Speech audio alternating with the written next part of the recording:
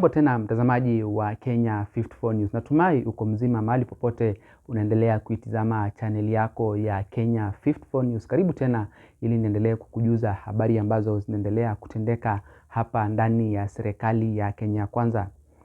Na William Samoei Ruto sasa ameamua kama itakuwa mbaya ikuwe mbaya, kwa sababu yeye yuko tayari kuuza KICC pamoja na zile government parastatals ambazo alikuwa amesema kwamba zitakuwa zinauzwa kama vile KICC, Kenya Seeds, Kenya Pipeline na pamoja na zinginezo. Na asubuhi ya leo akizungumza hapa jijini Nairobi, William Samoei Ruto amesema ya kwamba yeye atachukua hiyo risk liwalo na liwe, yuko tayari na atakuwa anafanya uamuzi ambao utakuwa hata kama utakuwa na consequences, he doesn't care. Yeye yuko tayari kufanya uamuzi kama ni kuuza zile government parastatals ziweze kuuzwa, kwa sababu yeye haoni zikigenerate revenue yoyote, na kila mwaka mabilioni ya pesa huwa yanapeanwa yanaenda kwenye hizo government parastatals, na ni vizuri kama zingeweza kuwa privatized ndipo hata ziweze kuonekana ni pesa gani zitaweza kuleta kwa serikali. Na hivi ndivyo William Samoei Ruto aliweza kuzungumza siku ya leo kuhusiana na privatization ya zile government parastatals ambazo koti iliweza kusimamisha kwa muda. Production of food and production of other items so that we can drive our food security initiatives but also provide settlements and housing for our people. And finally, we will stimulate the whole ecosystem of manufacturing of construction products. Recently, I was giving a check of 140 million shillings to, those fellows on Ngong Road. Those fellows there making furniture there on Ngong Road. Those fellows nowadays are entrepreneurs. Wale watu mnaona tu ni watu jokali. Siku hizi wako noma sana. They are doing for us doors, they are doing for us windows. They are now a company for a housing plan. So this beautiful project was in the manifesto of Kenya Kwanza. The same housing project, complete with percentages of the levy, was also in the Azimio manifesto. But when it came to implementation, my friends, that is where the devil lives. Nobody wanted it implemented. Because we all want to talk about it. It is good. We go tell the people we are going to do this, we are going to do this. When hardly people mean it. I am telling you this time round, I am implementing it.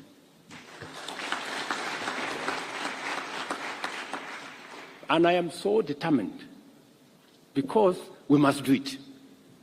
Korea did it, Singapore did it, Malaysia did it, and that is why they are ahead of us. We know what we must do, but we cannot gather the courage to do it. But this time round, whatever it takes, we are going to implement it. We will also give you guys a chance. You don't have now to harass yourself, or you are looking for cement, I don't know, you are looking for steel, I don't know, you are looking for stones to go and build a house. Just log in to Boma Yangu. I think it is 832 was Boma Yangu. Hinga will come and brief you, my PS for housing. You will choose for yourself the house you want. It is the responsibility of the government of Kenya to deliver that house to you. Kazi yako ni kulipa tu whatever it is that you need. You don't need to know me, you don't need to know Hinga, you don't need your relative, you don't need your friends, because you know what they do in most cases. So we will save you the trouble. So this, I've just given you an example of why we must change Kenya. Yeah? And I promise you that we're going to move this country in the right direction. We will make the difficult decisions, we will make the smart decisions, because we owe no less to the people we told that this was going to happen.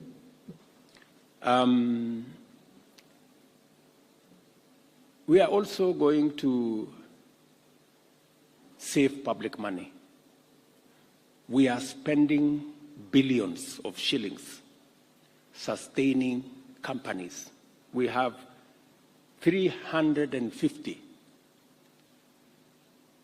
public companies, public entities, that just take money from the budget. We're supporting them. Billions of shillings. Some of them you ask, what is this one doing? Nobody can tell you what the hell it is doing. But we are putting in 100 million, 200 million, 500 million every year. So some of those things, we are going to make a decision. And by the way, very interesting. A report was already done. A whole report saying these companies, about 150, should be removed. What they are doing can be done by the private sector. In fact, sell some of these companies to the private sector. The private sector will give us more value out of them. Yeah? Some of them divest. But the report has been here now 10 years because it's a very difficult decision to make. But I will make the decision. I promise you. I will make the decision and take the consequences. Because Naam, kama venye umeweza kusikiza mtazamaji, hivyo ndivyo William Samoei Ruto alizungumza siku ya leo kuhusiana na privatization ya baadhi ya government parastatals, na alisema ya kwamba kuna government parastatals ambazo kila mwaka huwa zinapewa 300 million, 400 million, 500 million, lakini zikiulizwa venye hizo pesa zinatumika zinakosa kueleza. Kwa hivyo ni vizuri hizi government parastatals, kulingana na maoni yake William Samoei Ruto, ziweze kuwa privatized, zipewe watu binafsi, zipewe mashirika ya kibinafsi yaweze kuzirani, zitoke kwa government. Na Wakenya mtazamaji hawajafurahishwa na hili jambo, kwa sababu sijui hii serikali ya Kenya Kwanza hili huwa inachukulia Wakenya kama hawaelewi ama namna vipi, kwa sababu hizi government parastatals zimekuwa hapo kutoka 1963, kutoka Kenya ichukue independence. Those government parastatals have been there. How comes that now in 2023, 60 years later, ati sasa zimekuwa they have not been useful to the government? Kenyatta was there, Moi was there, Kibaki was there, Uhuru was there. Mbona wao hawakufikiria kuziuza hizo government parastatals? Ama ni mbona William Samoei Ruto anataka kuona Wakenya kama ni wajinga? Kuna venye anataka kufaidika na uuzwaji wa hizi government parastatals, sio bure, kwa sababu they have been there. Mbona hao wengine hawakuona kama hazina umuhimu? They have been running the governments with those government parastatals. Sasa yeye mbona anataka kuziuza? Anataka kuziprivatize ndiposa aweze kujifaidisha yeye mwenyewe.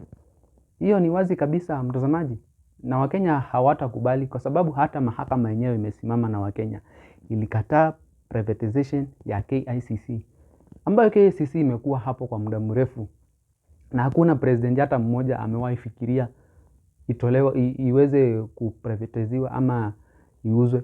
The same with the Kenya port, they want to privatize it. It has been there. Mbona hakuna president mwingine amewahi fikiria hivyo? Mbona sasa ni yeye? Kwa sababu kuna venye yeye mwenyewe anataka kujinufaisha kibinafsi, sio kwa manufaa ya Wakenya.